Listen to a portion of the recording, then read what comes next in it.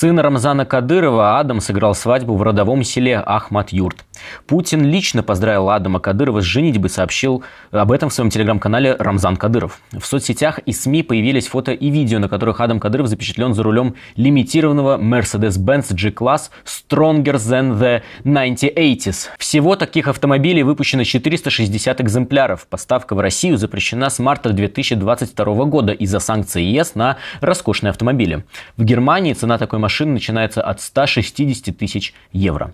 На своей свадьбе Адам также продемонстрировал часы из уникальной коллекции «Биллионер Ашок». По подсчетам руководительницы отдела расследований ФБК Марии Певчих, обычному жителю Чечни для накопления такой суммы потребовалось бы работать более 1500 лет, без расходов при этом.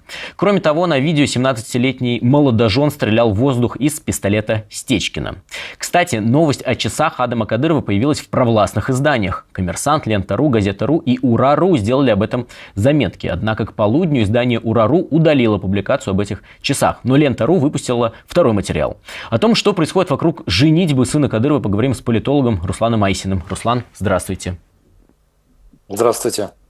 Ну, мы видим, что свадьба сына Кадырова чуть ли не главное событие вот на этих выходных было. Как вам кажется вообще, что вокруг этого происходит? Какой жест Кадыров хочет вот этой вот женитьбы показать? И вот эти вот все фотографии и видео, это все-таки сливы или действительно расчетливая политика о том, чтобы все видели, как живет сын главы Чечни? Ну, я думаю, это сознательно, конечно, потому что Россия сейчас находится в состоянии феодального общества, это феодальное государство, и поэтому демонстрировать всем и вся свое богатство, свое приданое, это как бы классика жанра, что называется. Ну, а Кадырову важно, помимо всего этого, укрепить свое политическое влияние, судя по всему, идею преемственности власти, поэтому особо было подчеркнуто, что Владимир Путин поздравил, и вся та роскошь, которая окружает эту свадьбу, которая пела и плясала, да, как пел Муслим Магомаев, она тоже как бы обставлена таким образом, что чтобы продемонстрировать, собственно говоря, элитарность и исключенность этой группы кадыровской от всех остальных, то есть то, что дозволено им, не дозволено другим, даже несмотря на то, что вроде вот очень много критики раздается, дескать, война, нельзя демонстрировать и показывать, значит, свое богатство, всячески этим кичиться, но в отношении кадыровского клана это совсем не работает. Вот демонстративная показушность, она, в общем-то, на мой взгляд, сознательно подчеркивается, чтобы выделить то, что они находятся вне такого правового поля, потому что в феодальной системе важно самое главное лояльность верховному феодалу и все остальные нюансы. А как вам кажется, вот запостили провластные издания новости как раз-таки про часы Кадырова. Вам кажется, что это следствие какой-то борьбы, грызни, которые происходят вокруг вот Кадырова, которому там чуть ли не смерть уже пророчат, или это вот часть того пиар-проекта, которым как раз-таки занимаются власти Чечни? Вы знаете, дело в том, что так как верховный правитель Путин, он же как бы дает посылы, сигналы, вот одно время, помните, он любил козырять всевозможными часами, и до этого там, например, Ельцин играл в теннис, все тоже стали теннисистами. Значит, здесь примерно то же самое. Демонстрировать дорогие часы, демонстрировать лояльность Путину. Ну, чиновники же не могут критиковать Путина за то, что у него часы за $1 миллион. Значит, то, что позволено Верховному, позволено и остальным. Я думаю, что это вот такой сигнал. Дело в том, что тем более общество такого типа феодального, они очень любят такую вот слащавую показушность, слащавую лояльность. Эта слащавая лояльность нам сейчас демонстрируется. Ну, а самое главное все-таки это попытка заткнуть так называемых критиков, которые сомневаются в возможности Кадырова передать власть непосредственно, да, своему сыну. То есть так же, как его сын, его отец, правда, как бы несознательно передал Рамзану Ахматовичу, также и он хочет передать. Но там была другая история, там была другая ситуация, политические обстоятельства были иные. Но Рамзан Кадыров считает, что дважды в одну реку можно войти даже с самыми дорогими часами.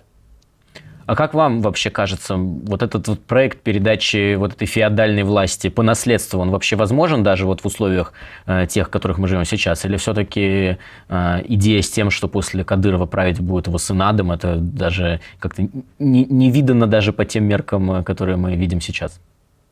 Ну, вы знаете, я думаю, что удивляться ничему уже не стоит, и поэтому я не удивлюсь, если изменят какой-то закон, ведь под Рамзана Кадырова тоже меняли, да, основной закон Чеченской Республики. Он там, по-моему, с 30 лет мог быть избираемым руководителем региона, но, как вы помните, идея с Аллу-Алхановым, заместителем, то есть с престола заместителем, да, как это было с Медведевым, не сработало, поэтому Кадырова быстро туда двинули.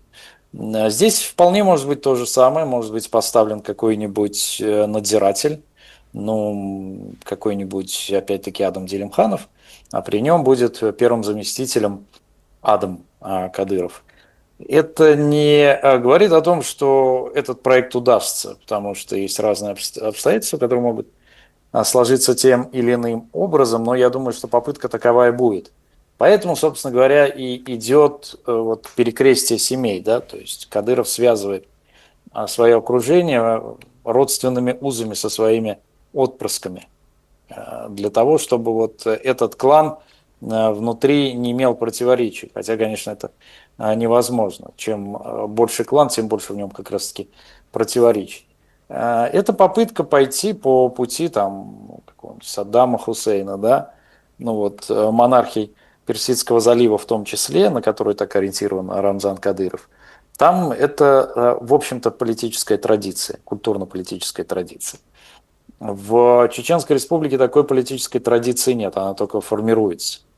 Ну и самое главное, как к этому отнесется условный постпутинский режим.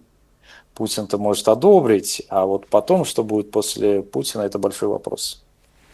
Напоследок хочу как раз-таки затронуть вот эту тему с внутренними противоречиями. Понимаю, что она достаточно обширная, об этом говорить можно долго, но просто вот с такой обывательской точки зрения кажется, что действительно власть в Чечне достаточно монолитна, что Рамзан Кадыров все контролирует, держит в своих руках. А как на самом деле обстоит ситуация на земле? То есть эти противоречия, они только внутри клана Кадыровых? Или есть ли еще какие-то кланы, которые тоже поддерживают эти противоречия? То есть можно ли действительно в 2025 году говорить о том, что власть в Чечне монолитна, и вот этой власти Кадырова не угрожает ничего, кроме распоряжений из Кремля?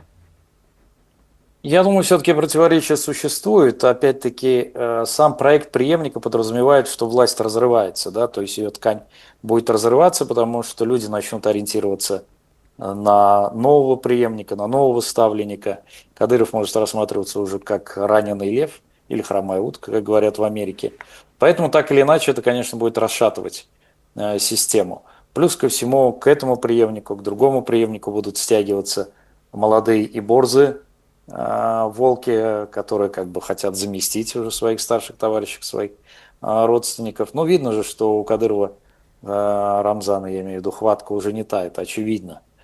Плюс ко всему, серьезные нападки со стороны различных федеральных кланов. Это пока как бы не сильно афишируется, но всем понятно, что это существует. Иначе бы на него не было столько информационных и административных атак, кстати говоря. Поэтому я думаю, что власть не монолитна в Чеченской Республике, она просто внешне выглядит таковой. Что ж, большое спасибо, что вышли и прокомментировали последние новости, связанные со свадьбой сына Кадырова. С нами был политолог Руслан Айсин. А вас, дорогие друзья, я призываю ставить лайки, делиться этим роликом и, конечно же, подписываться на канал «Популярная политика», чтобы оставаться в курсе всех последних новостей.